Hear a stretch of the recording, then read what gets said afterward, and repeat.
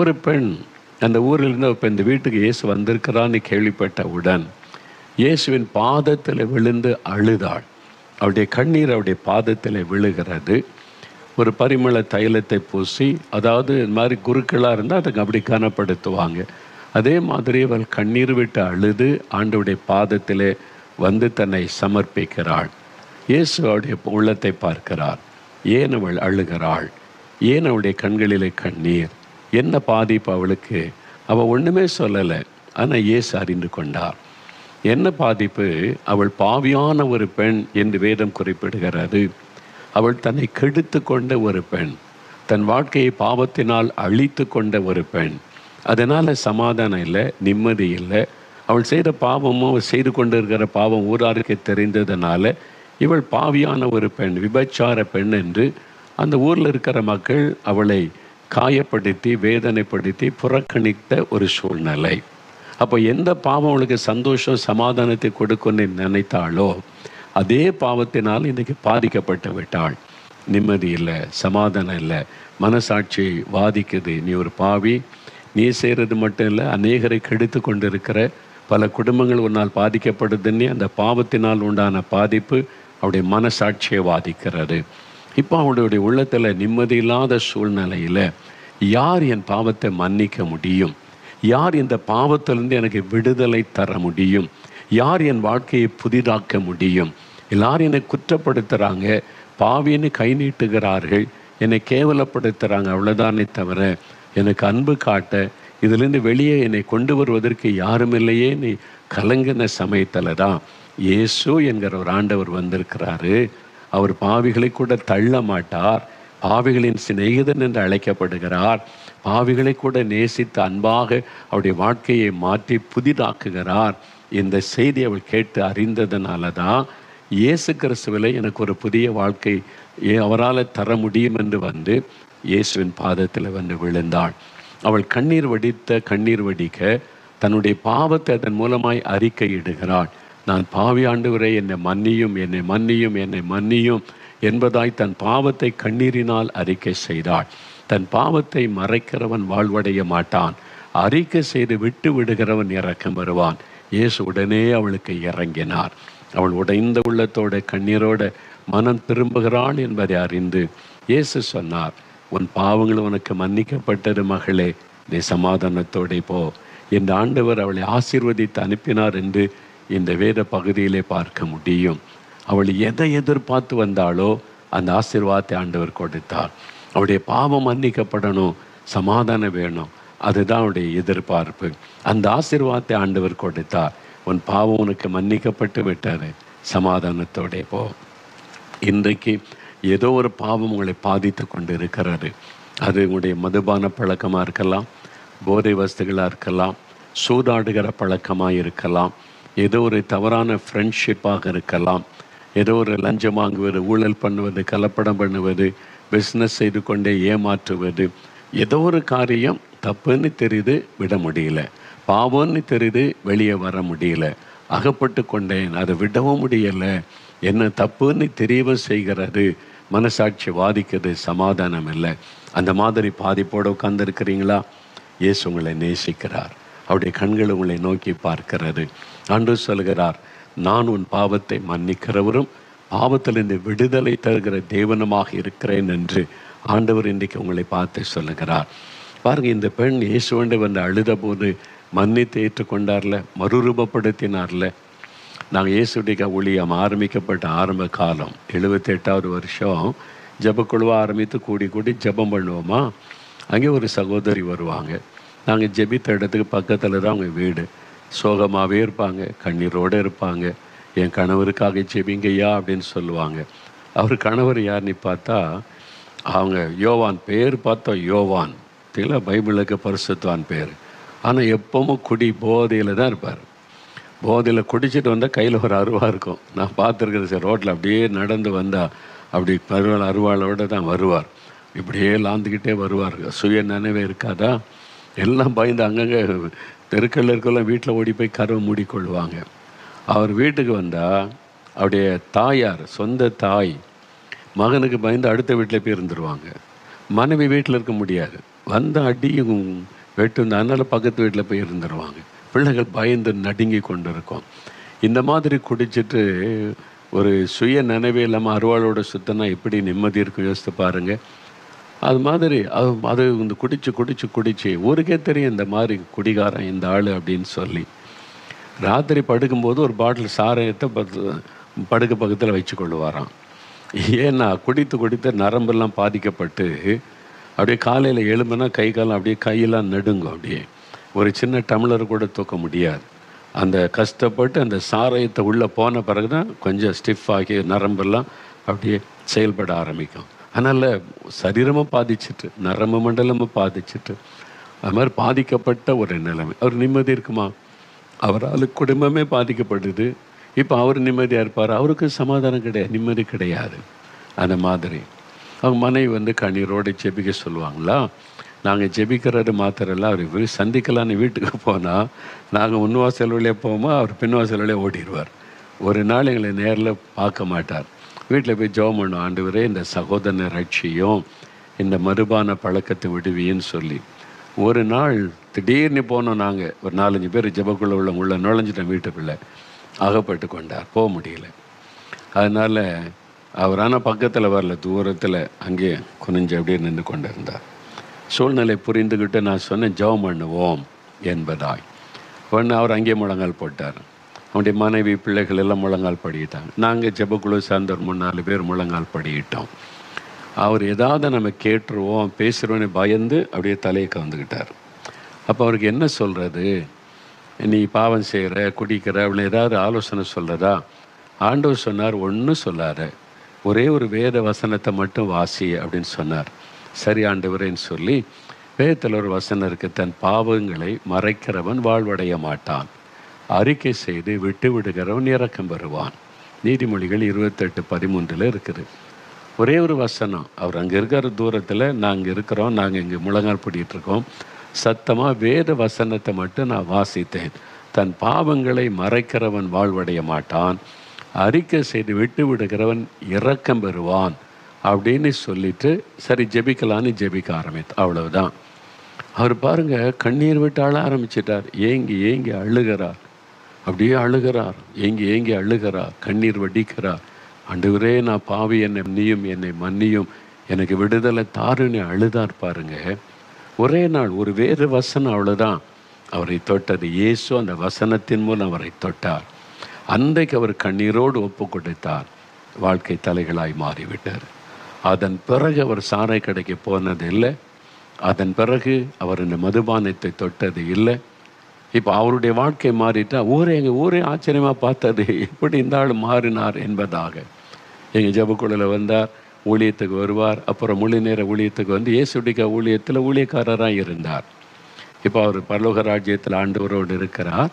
அவருடைய மகன், அவருடைய பிள்ளைகளும் ஊழியத்தில் இருக்கிறாங்க, இப்போவும் இருக்கிறாங்க அவருடைய பிள்ளைகள் ஊழியத்தில். அவருடைய அதன் பிறகு பாருங்கள், தாயை நேசிப்பார், மனைவியை நேசிப்பார், பிள்ளைகளை நேசிப்பார்.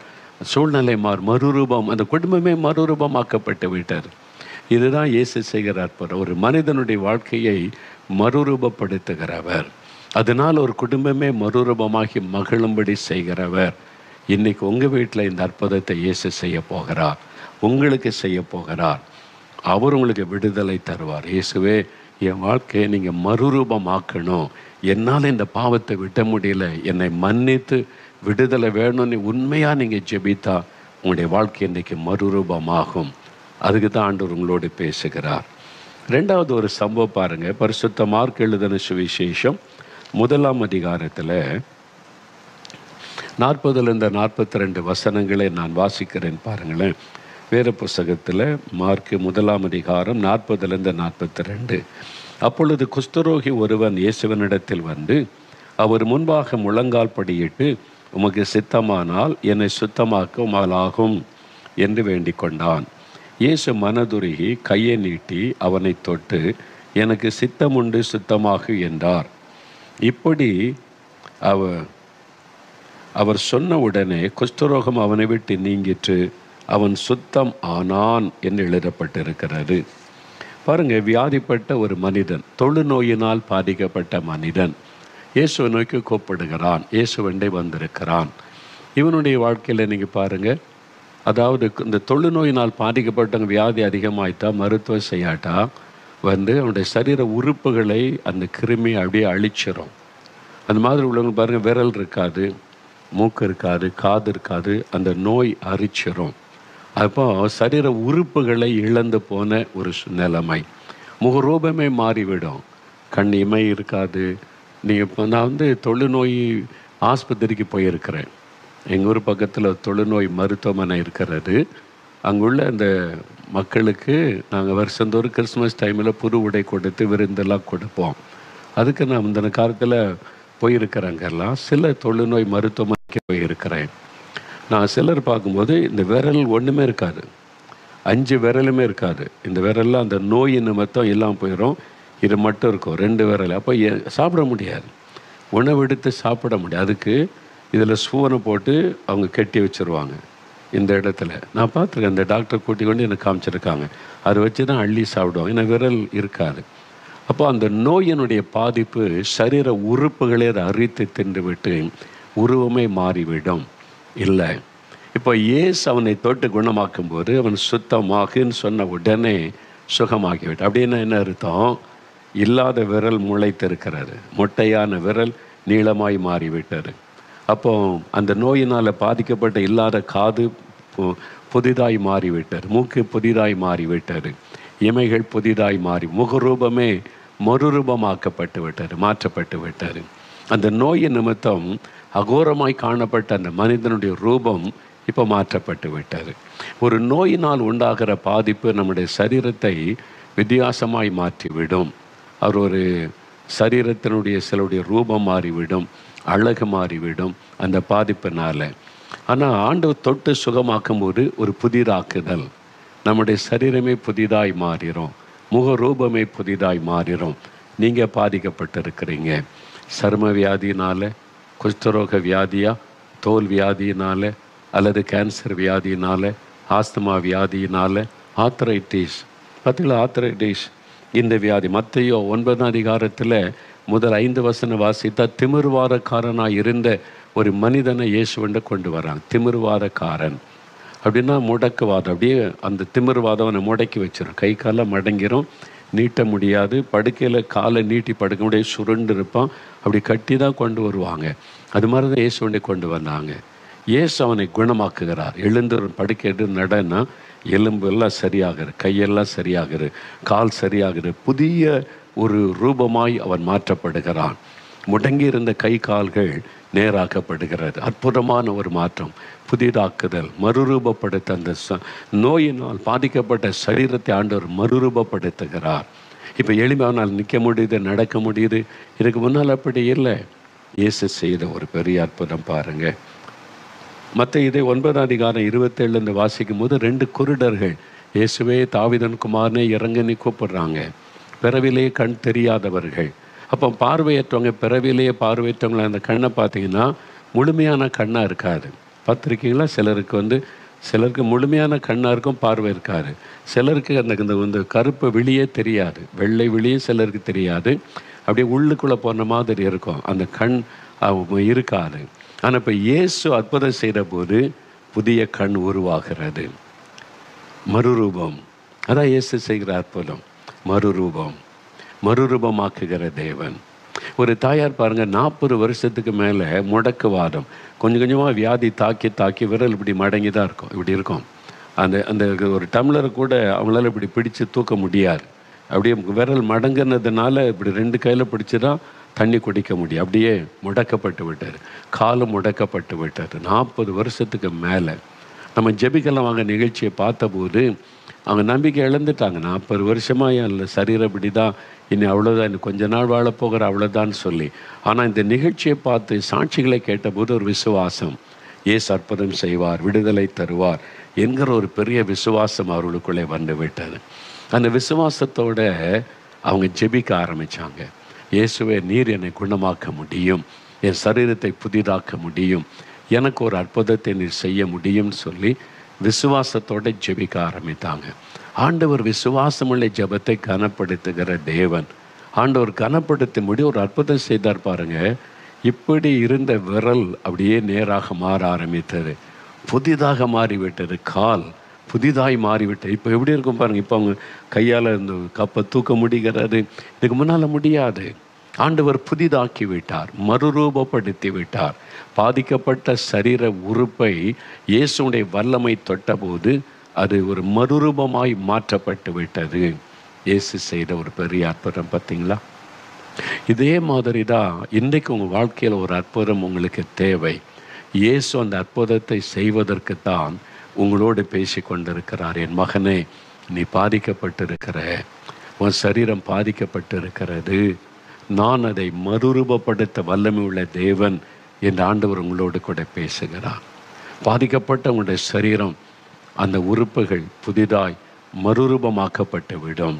அவரால் முடியும். என் சாட்சி உங்களுக்கு தெரியும் இல்லை? நான் 14 வயசில் என்னுடைய இருதயம் என்லார்ஜ் ஆகிட்டு, பெருசாகிட்டு. ஹார்ட் என்லார்ஜ்மெண்ட், அது அந்த என்னுடைய இருதய பாதிப்பினால் உண்டானது. அது பெருசாகி கடைசியில் ரொம்ப சீரியஸ் ஆகி வலது கால் நடக்க முடியாது.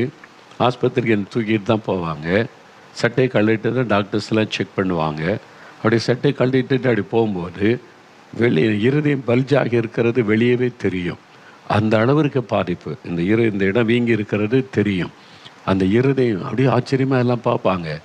அந்த மாதிரி என் இருதயத்தினுடைய பாதிப்பு, வியாதியினால் உண்டான பாதிப்பு என் வாழ்க்கையில் அவ்வளோ பெரிய காரியத்தை செய்துவிட்டது. ஆனால் நான் மரணப்படுக்கையில் படுத்திருந்த சமயம் காலும் செயல்படாது, ஒரு கால், வலது கால் மாத்திரம். அதனால் என்னால் நிற்க முடியாது, நடக்க முடியாது, படுத்த படுக்கை. அப்புறம் இருதயமும் வித்தியாசம் வீங்கிட்டு எலும்பும் தோலும் ஆகிட்டேன். உருவமே மாறிவிட்டார். இந்த நோய் நிமித்தம் என் உருவமே மாறிட்டு, பேச பலன் கிடையாது. என் உருவமே எலும்பும் தோலும் ஆகிவிட்டார். அப்போ சொந்தக்காரங்க மற்றவங்களாம் பார்க்க வந்தால், அவனா இப்படி இருக்கிறான், ஐயோ இவன் பிழைக்கிறது கஷ்டம் இல்லை, இனிமே அவ்வளோதான், அப்படி தான் சொல்லிட்டு போனாங்க. அந்த மாதிரி நம்பிக்கை இழந்து போன சூழ்நிலை. இந்த நோய் நிமித்தம் உருவமே மாறிவிட்டது.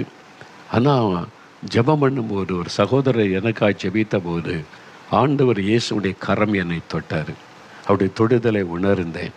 தொட்ட உடனே ஆச்சரியமான அற்புதம். வீங்கி இருந்த இருதயம் நார்மலாய் மாறிவிட்டது. இந்த பல்ஜாக இருந்த இடம் அப்படியே உள்ளே போயிட்டு நார்மலாக மாறிட்ட இருதயம். செயலற்று போன கால் செயல்பட ஆரம்பித்து விட்டது.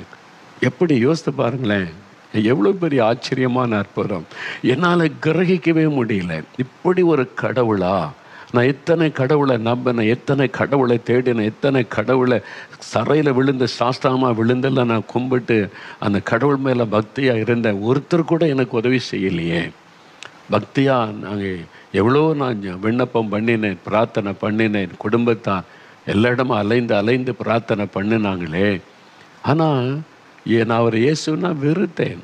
அது வெளிநாட்டு கடவுள், அவர் யாருன்னு சொல்லி இயேசுவை கேவலமாய் பேசினேன். ஆனால் அவர் வந்து என்னை தொட்டு என்னுடைய சரீரத்தையை புதிதாய் மாற்றிட்டார். வீங்கிறது இருதயம் உள்ளே போயிட்டு கால் நடக்க முடிகிறது. கொஞ்ச நாட்கள் டக்குன்னு மாற்றம். எலும்பு தோலுமாக இந்த சரீரம் ஆரோக்கியமாய் மாறிவிட்டது. பரிபூர்ணமான ஒரு மாற்றம். அதான் இயேசு மறுரூபப்படுத்துகிற ஆண்டவர். வியாதியினால் உங்களுடைய குழந்தை பாதிக்கப்பட்டு எலும்பும் தோலுமாக இருக்கலாம். இன்றைக்கு நீங்கள் ஜெபிக்கிற ஜெபத்தில் இயேசு அற்புதம் செய்வார். மறுரூபமாக்கப்பட்ட ஒரு குழந்தையாக, புதிதாக்கப்பட்ட குழந்தையாக நீங்கள் பார்ப்பீங்க. அந்த நோய் விலகும், பலவீனங்கள் மாறும், சுகம் உண்டாகும். சில வியாதி வந்துட்டால் பாருங்களேன், உங்களுடைய ரூபமே மாறிடும். பார்த்துருக்கீங்களா? சிலரை திடீர்னு பார்த்தா என்னாச்சு, உங்கள் ரூபமே இப்படி இருக்கு. வியாதி, ஆஸ்துமா, கேன்சர், இந்த மாதிரி ஒரு வியாதி வந்துட்டு, வாத வியாதி, முடக்குவாதம், சரீரமே போயிட்டு ரூபமே மாறிடும். ஆனால் இயேசு கிறிஸ்து தொடும் பொழுது புதிதாக்கப்பட்ட ஒரு சரீரமாய் மாற்றப்படும். மறுரூபமாக்கப்பட்ட சரீரமாய் ஆண்டவர் மாற்றுகிற தேவன் உங்களுக்கு செய்வார். இன்றைக்கு ஆண்டவர் செய்வார். இன்றைக்கு இன்னும் கொஞ்ச நேரத்தில் நாம் பிரார்த்தனை செய்ய போகிறோம். விசுவாசத்தோட. ஒருவேளை உங்களுடைய குழந்தை, உங்களுடைய கணவர், உங்களுடைய மனைவி, அல்லது உங்கள் வீட்டில் இருக்கிற உங்களுக்கு பிரியமான யாரோ ஒருவர் அப்படி பாதிக்கப்பட்ட நிலைமையில் படுக்கையில் வைத்து கொண்டு கலங்கி கொண்டு இருக்கிறீங்களா?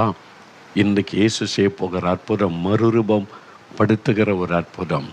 அவன் வாழ்க்கை மறுரூபமாகிவிடும்.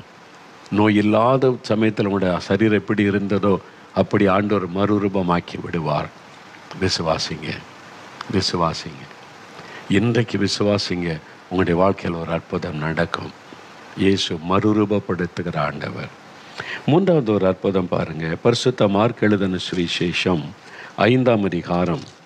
பரிசுத்த மார்க் எழுதின சுவிசேஷம் 5ஆம் அதிகாரம் 1 முதல் நீங்கள் வாசித்து பார்த்தால், இயேசு கதரேனருடைய நாட்டுக்கு வருகிறார். அப்படி ஒரு இடம் இருக்குது, கலிலேய கடல். எப்போவுமே நீங்கள் பார்க்க முடியும், கலிலேய கடலில் ஒரு பகுதியில் இந்த கதரேனருடைய நாடு அப்படின்னு ஒரு இடம் இருக்கிறார். அங்கே ஒரு அசுத்த ஆவி உள்ள ஒரு மனிதன் கல்லறை தோட்டத்திலே வசித்து கொண்டிருந்தான். கல்லறை தோட்டத்தில் யாராவது வசிப்பாங்களா? அந்த வெளியே போகிறக்கே பயப்படுவாங்க. ஆனால் இவனுடைய குடியிருப்பே கல்லறை தோட்டம்தான். மனிதர்களை செத்தவங்களை புதைக்கிறாங்கல்ல, அங்கே தான் இந்த மனிதன் இருப்பான். இவன் அசுத்தாவினால் பாதிக்கப்பட்டவன். லேகியோன் என்று அழைக்கப்படுகிறதை பார்க்கிறோம். லேகியோன் என்றால் 6000 குறிக்குமா. ரோமருடைய படையில் 6000 பேர் உள்ள ஒரு படைக்கு பேர் லேகியோன் என்று பெயர் அப்படின்னு சொல்கிறாங்க.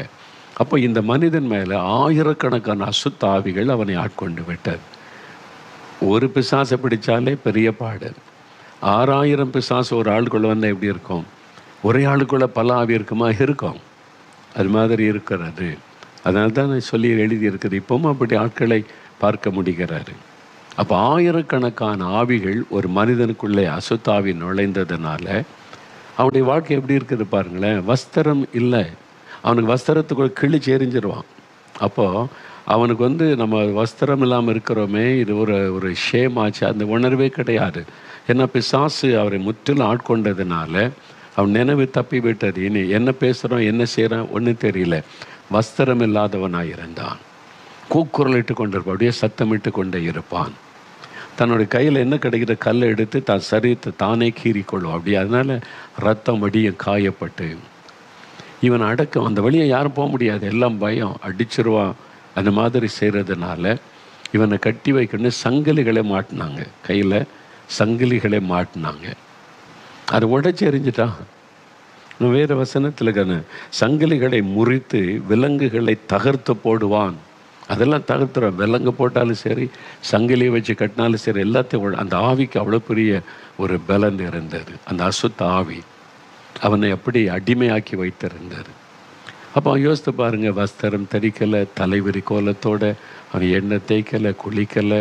அப்புறம் சரீரத்தை காயப்படுத்தி ரத்த காயத்தோட சரீரம், கைகளை சங்கிலி தொங்கி கொண்டிருக்கிறது. என்னன்னு பார்த்தா உடை தெரிந்து விட்டான். அவனுடைய ரூபமே எப்படி மாறி இருக்குது பாருங்கள். சில சொல்ல என்ன பிசாசு மாதிரி இருக்கிறான் அப்படி சொல்லுவாங்க, பார்த்துருக்கீங்களா? அப்போ 6000 பிசாசு பிடித்த ஒரு மனிதன் எப்படி இருந்திருப்பான்னு யோசித்து பாருங்கள். அப்படி ஒரு பாதிப்பு. இப்போ இயேசு அவனை சந்திக்க போகிறார். இயேசு அவனை சந்திக்கிறார். தூரத்தில் இயேசுவை பார்த்த உடனே அந்த அசுத்தாவி கத்துகிறது, நசரேயனாகிய இயேசுவே. அந்த பிசாசுக்கு தெரியும் இயேசுன்னா யாருன்னு தெரியும். அந்த பிசாசுக்கு இயேசு சொன்னார், அவனை விட்டு புறப்பட்டு போ. இயேசு ஒரே ஒரு வார்த்தை சொன்னார், அவ்வளோதான். அந்த ஆவி போய்விட்டார், அவனை விட்டு போய்விட்டார், அவன் விடுதலை ஆகிவிட்டான். இப்போ பாருங்கள், 15வது வசனம் சொல்லுகிறாரு, இயேசுவனிடத்தில் மற்றவங்களாம் பார்க்கும்போது அந்த லேகியோன் ஆகிய பிசாசு பிடித்திருந்தவன் வஸ்திரம் தரித்து உட்கார்ந்து புத்தி தெளிந்திருக்கிறதை கண்டு பயந்தார்கள். இல்லைங்களா? பிசாசை பிடிச்சிருக்கும் போதும் பயப்படுறாங்க, புத்தி தெளிஞ்ச நல்லவனாக இருக்கும் போதும் பயப்படுறாங்க. மக்களை என்ன தான் சொல்கிறது பாருங்கள். அவன் பிசாசை பிடிச்சி சங்கிலிகளாம் உடைச்சிருவான், கீறி கொள்ளுவான், சத்தமிடுவான், அப்போ பயமாக இருக்கும். இப்போ நல்ல வஸ்திரம் தரித்து அமைதியாக சாந்தமாக உட்கார்ந்துருக்கிறான். மக்கள் அவனை பார்த்து பயந்தாங்களாம். என்னடா அது, இப்படி இருந்தால் இப்படி மாறிட்டான், என்ன இப்போ வஸ்திரம் தரிச்சிருக்கிறான், சாந்தமாக இருக்கிறான், அமைதியாக இருக்கிறான், எப்படி என்ன மாற்றம் அவனுக்குள்ளே எப்படி வந்தது? இயேசு இயேசு இயேசு என்கிற அற்புதமான ஆண்டவர், மறுரூபப்படுத்துகிற ஆண்டவர். பார்த்தீங்களா? அவன் புத்தி தெளிந்திருக்கிறதை கண்டு எப்படி அது குறித்த ஒரு பயம் அவங்களுக்கு. இயேசு என்கிற ஆண்டவர் தான் இவனுடைய வாழ்க்கையை மறுரூபப்படுத்தி இருக்கிறார். அவனுக்கு வஸ்திரம் கொடுத்து அவனை உட்கார வச்சிருக்கிறாரு. எல்லாரும் அவனை கண்டு பயப்படுவாங்க. இப்போ யாரும் அவனை கண்டு பயப்பட தேவையில்லை. யாரையும் அட்டாக் பண்ண மாட்டான். பெரிய மாற்றம் பார்த்தீங்களா? இயேசு கிறிஸ்து அவனுடைய வாழ்க்கையில் ஒரு பெரிய அற்புதமான மாற்றத்தை உண்டாக்கினார். எனக்கு அன்பானவர்களே, ஒரு மறுரூபமாக்கப்பட்ட ஒரு அனுபவத்தை தருகிறவர் இயேசு. இன்றைக்கு உங்கள் வாழ்க்கையில் அந்த மாதிரி பாதிப்பு, கஷ்டம், அப்படிப்பட்ட ஒரு நெருக்கத்தில் நீங்கள் இருக்கிறீங்களா? யோசித்து பாருங்கள். ஆண்டவர் உங்களுக்கு பாருங்கள், நான் சொன்னல, ஒரு 42 வருஷம் மனநிலை பாதிக்கப்பட்ட மனைவி, 10 வருடம் மனநிலை பாதிக்கப்பட்ட மகள். எப்படி மனநிலை பாதிப்பு, அவங்க செய்கிறது என்னதுன்னு தெரியல, பேசுகிறது என்னதுன்னு தெரியல. அது மாதிரி ஒரு சூழ்நிலை தானே. ஆண்டவர் விடுதலை கொடுத்து இன்றைக்கி 2 பேரும் எவ்வளோ சந்தோஷமாக பேசுகிறாங்கல்ல. அந்த கணவருக்கு எவ்வளோ பெரிய சந்தோஷம் இல்லை. 42 வருஷ பிரச்சனை, எத்தனையோ வருடமாக உங்கள் குடும்பத்துக்குள்ள இந்த பொருளாதார ஆவி போராடுது, பிசாசின் ஆவி போராடுது. என்னென்னவோ செய்து பார்த்துட்டீங்க, பண செலவு பண்ணீங்க, மந்திரவாதெல்லாம் பண்ணி பார்த்தீங்க, ஒன்றும் இல்லை. இப்போ இயேசு உங்களை தேடி வந்திருக்கிறார். இயேசு விடுதலை கொடுத்தா இலவசமான விடுதலை தான், அவ்வளோதான். அவர் அற்புதம் செய்தால் அவ்வளோதான் விடுதலை. இலவசமான விடுதலையை ஆண்டவர் தந்துடுவார். பாருங்கள், நான் ஒரு சமயம் குஜராத்துக்கு ஊழியத்துக்கு போயிருந்தேன். குஜராத்தில் அங்கே இருக்கிற அந்த ஊழியம் செய்கிறவங்களுக்கு ஒரு மீட்டிங் ஒரு கிராமத்தில் உள்ள ஒரு சர்ச்சில் வச்சுருந்தாங்க. அப்போது ஒரு தகப்பனையும் வாலிப மகனையும் எனக்கு அங்கே உள்ளவங்க அறிமுகப்படுத்தினாங்க. ரொம்ப ஆச்சரியமான காரியம் என்னன்னா, அந்த ஊரில் ஒரு கிராமம், சின்ன கிராமம் தான் அது. அந்த கிராமத்தில் எல்லாருக்கும் நிலங்கள் இருக்கிறது, விவசாயம் பண்ணுறாங்க, குறையில வசதியான வாழ்க்கை. அந்த ஒரு பெற்றோருக்கு ஒரு மகன், வாலிப பையன், அவனை ஒரு அசுத்தாவி தாக்கிவிட்டார். மனநிலை பாதிக்கப்பட்டவன் ஆகிவிட்டான். தன்னால் பேசுவான், தன்னால் சிரிப்பான், தானாக நடந்து போவான், வருவான், குளிக்க மாட்டான், தலை வார மாட்டான், கண்ணாடி பார்க்க மாட்டான். என்ன மனநிலை பாதிக்கப்பட்ட நிலைமை. அதில் இன்னொரு பயங்கரமான விஷயம் என்னென்னா, அந்த கிராமத்துக்கு ஒட்டினாப்பில் தூரத்தில் ஒரு காட்டு பகுதி இருக்கிறார். பகலில் கூட தனியாக யாரும் அந்த காட்டுக்கு போக மாட்டாங்க, தனியாக போக மாட்டாங்க. ராத்திரி அந்த பக்கமே யாரும் போக மாட்டாங்க, பயங்கரமான ஒரு காடு. ஆனால் இந்த வாலிபன், அசுத்தாவினால் பாதிக்கப்பட்ட வாலிபன், ராத்திரி வந்துட்டால் இருட்ட ஆரம்பித்த உடனே அந்த காட்டுக்குள்ளே போயிடுவான். யாரும் பிடிக்க முடியாது, அடக்க முடியாது. தகப்பனார் தாய்க்கு தானே ரொம்ப துக்கம். பையன் தினந்தோறும் போயிடுவான். போயிட்டு அவன் அங்கே என்ன நடக்குதோ, என்ன ஆகுறானோ, அவன் உயிரோடு வருவானா வரமாட்டான்னு தெரியும். காலையில் விடிந்த பிறகு வருவான். இது மாதிரி பல நாட்கள் நடந்து கொண்டு இருந்தது. ஒன்றும் செய்ய முடியல. அந்த அசுத்த ஆவி அவனை இந்த காட்டுக்குள்ளே இழுத்து கொண்டு போயிடும். தானாக பேசி கொண்டு நடப்பான். ஒரு பையன், மகன், அவனுடைய விடுதலைக்காக பெற்றோர் எவ்வளோ முயற்சி பண்ணியிருப்பாங்க. எத்தனையோ இடம் மந்திரவாதிகள் தாங்க, கிராமத்து கிராமம் மந்திரவாதி இருப்பாங்க. வியாதிப்பட்டால் கூட மந்திரவாதிகிட்ட தான் போவாங்க.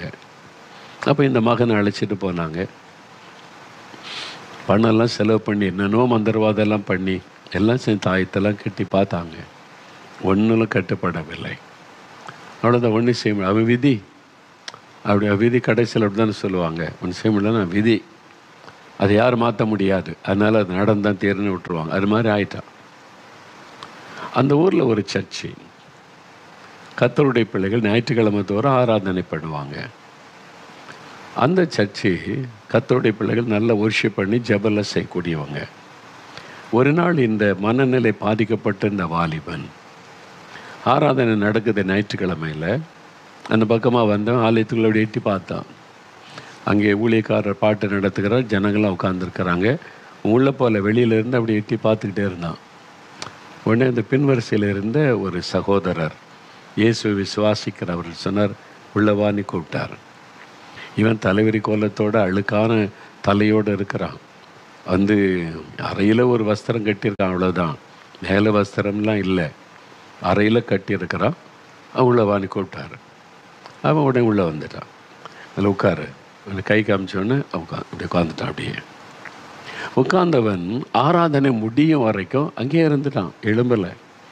ஆராதனை முடியும் வரைக்கும் அதிலே உட்காந்து அப்படியே பார்த்து கொண்டே இருந்தான். அங்கே பாட்டு பாடுறாங்க, ஜெபிக்கிறாங்க, வசனத்தை பிரசங்கம் பண்ணி கடைசி ஆசீர்வாத ஜெபம் முடியுது. அது வரைக்கும் உள்ள உட்காந்துருக்கிறான். ரொம்ப விதர்ப்பம், ஆச்சரியமாக இருக்கிறது. அவங்கள உட்காந்துருந்தார். ஆராதனை முடிந்தது. முடிந்த உடனே நேர வீட்டுக்கு போனான். குளித்தான், தலைவாரினா, எண்ணெய் பூசினா, தலைவாரினா, ட்ரெஸ் எடுத்து போட்டான். அவன் வெளியில் வந்த அந்த சர்ச்சில் ஊழியரை பார்க்க அவருடைய தாய் தப்பம் பார்க்குறாங்க இது செய்கிறதெல்லாம். எப்படி மாறிட்டான், திடீர்னு வந்தான், குளித்தான், புறப்பட்டான், ட்ரெஸ் எல்லாம் போடுறான், இப்போ கண்ணாடிலாம் பார்த்து தலைலாம் சீவரான், மாறிட்டான். இது எப்படி அப்படின்னா நேர சர்ச்சுக்கு வந்துட்டான். அப்போ தான் அந்த தகப்பனார் ஓடி வந்து பார்த்தபோது அப்போ தான் அறிந்து கொண்டார், இயேசுவின் பிரசன்னத்தில் அவன் வந்தான், பிசாசு போய்விட்டார். தேவனுடைய பிரசன்னத்துக்களை வந்துட்டாலே பிசாசால் இருக்க முடியாது. உடனே விடுதலை பாருங்களேன், போயிட்டு அந்த அசுத்தாவி போய்விட்டார். அதன் பிறகு அவனுடைய லைஃபை காட்டுக்குள்ளே போக மாட்டான். இப்போ நார்மல் மனிதனாய் மாறிவிட்டான். அவனை தாக்கியிருந்த பாதித்திருந்த பிசாசு அதனுடைய கிரியை முற்றிலும் அழிக்கப்பட்டு அவனுக்கு நல்ல விடுதலை உண்டாகிவிட்டது. இதான் இயேசு கிறிஸ்து செய்கிற அற்புதம். 2000 ஆண்டுகளுக்கு முன்பாக அற்புதம் செய்த இயேசு இன்றைக்கும் செய்கிறார் பாருங்க. அந்த தகப்பனாரின் மகனை நான் பார்த்தேன், எனக்கு அறிமுகப்படுத்தினாங்க.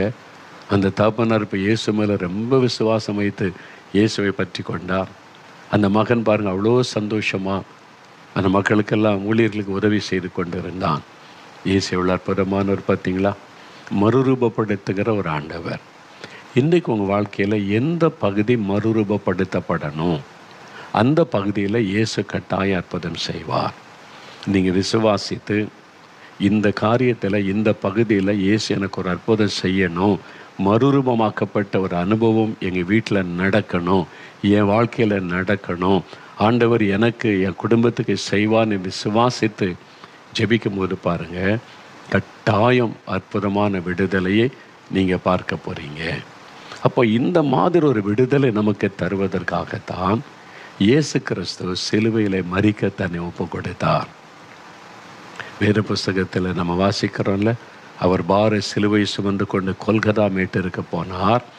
அங்கே அவரை சிலுவையிலே கிடத்தி கைகளில் ஆணி அடித்தார்கள், கால்களில் ஆணி அடித்தார்கள், அவருடைய ரத்தம் சிந்தப்பட்டது. சிலுவையில் அவர் தொங்க வைக்கப்பட்ட போது கைகள் கால்களிலிருந்து ரத்தம் வடிந்து கொண்டே இருந்தது. ரத்தம் வடிய வடிய வடிய சரீரம் பலவீனப்பட்டு அப்புறம் இருதயம் செயல்படாமல் மூச்சு நின்று அப்படியே உயிர் போய்விடும். ஒரு ஆரோக்கியமான மனிதனுக்கு 11 மணி நேரம் அந்த சிலுவையில் தொங்கி அவன் மரிப்பானான். ஆனால் இயேசு கிறிஸ்து வெறும் 6 மணி நேரம்தான் அந்த சிலுவையில் தொங்கினார். அவர் திடகாத்திரமுள்ள நல்ல வாலிப ஒரு சரீரம் கொண்டவர், 33 வயது தான். ஆனால் அவங்களுக்கு ஆச்சரியம், இவ்வளோ சீக்கிரத்தில் அவர் இறந்துட்டாரா அப்படின்னு ஆச்சரியப்பட்டு தான் விழாவில் குத்தி பார்க்குறாங்க. அவருடைய ரத்தம் அந்த இருதயத்திலிருந்து பீறிட்டு வந்தது. கடைசி சுட்ட ரத்தம் வரைக்கும் சிலுவையில் சிந்தினார். ஏன் கடவுள் மனிதனாய் வந்த ரத்தம் சிந்தனும்? ரத்தம் சிந்துதல் இல்லாமல் பாவ மன்னிப்பு உண்டாகாது. இரத்த பழி மாறணும், பாவ பழிகள் நீங்கணும், இருதயம் சுத்திகரிக்கப்படணுமானா ஒரு பரிசுத்தமுள்ள ரத்தம் விலைக்கரைமாய் சிந்தப்படணும். ஆட்டு ரத்தம், கோழி ரத்தம், மாட்டு ரத்தம், மிருக ரத்தத்தினால மனிதனுடைய பாவத்துக்கு விமோசனம் கிடையாது, மன்னிப்பை கொண்டு வர முடியாது. அது ஒரு மனுஷ ரத்தமாக இருக்கணும், பரிசுத்தமுள்ள ரத்தமாக இருக்கணும், மனிதர்களுக்கு பதிலாக பலியாக கொடுக்கப்படணும். அவர் மூலமாக தான் ரட்சிப்பு, பாவத்திலிருந்து விடுதலை, பாவ மன்னிப்பு. அதனால தான் கடவுளை மனிதனாய் அவதரித்து இயேசு என்ற பெயரில் வாழ்ந்து பரிசுத்தமாய் வாழ்ந்தார். அவரிடத்தில் ஒரு குற்றத்தை யாரும் கண்டுபிடிக்க முடியவில்லை. பொய்யான குற்றச்சாட்டுகளை சொன்னாங்களே இல்லாமல் அவரிடத்தில் ஒரு குற்றமும் இல்லை. அப்படி பரிசுத்தமாய் வாழ்ந்து தன் பரிசுத்தமுள்ள இரத்தத்தை சிலுவையில் சிந்தி கொடுத்தார். ஏன் தெரியுமா? உங்களுக்காக, எனக்காக, நம்மை ரட்சிக்க, நமக்கு பாவத்திலிருந்து சாபத்திலிருந்து விடுதலை கொடுக்க தன்னையே அந்த சிலுவையில் அவர் பலியாய் கொடுத்தார். அந்த இயேசு கிறிஸ்து தான் இன்றைக்கு உங்களை சந்தித்து கொண்டிருக்கிறார். என் மகனே, உனக்காக நான் என்னையே சிலுவையிலே பலியாய் கொடுத்தேன், உன்னை மன்னிக்க மாட்டேனா, விடுதலை தர மாட்டேனா? கலங்காத. என் பாவம் மன்னிக்கப்படுமா அப்படின்னு அங்கலாய்க்காத. சகல பாவங்களை மன்னிக்க இயேசுவுக்கு அதிகாரம் உண்டு.